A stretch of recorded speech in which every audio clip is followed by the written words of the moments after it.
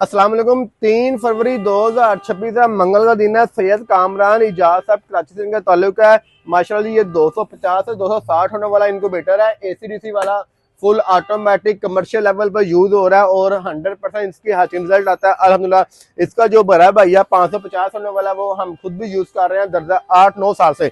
इधर आए, सबसे पहले आपको इसकी बिल्ड क्वालिटी दिखाता हूँ। ये सारी रैबन में पैक है ताकि दूर का सफर आपस में गिरे ना। ये इसके ऊपर लोहे के रहा, इधर आओ बच्चे आगे आओ।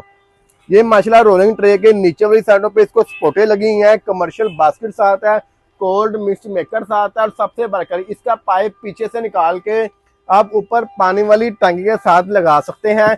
एसी है, डीसी है, 220 है, 12 वोल्ट है, डायरेक्ट सोलर पे भी चलेगा और एज ए इनक्यूबेटर भी एज ए हैचर भी 100% इसका रिजल्ट है। ये इस तरह की पैकिंग होती है। एक हमारे सैयद कामरान साहब को जा रही है, एक हमारे लाहौर में ही आफ्ताब साहब है, आफ्ताब जट साहब, एक उनको जा रही है। दोनों भाइयों के ये मशीन अल्लाह पे उनके नसीब में करे। शब बरात की रात है आज, बाबरकत रात है।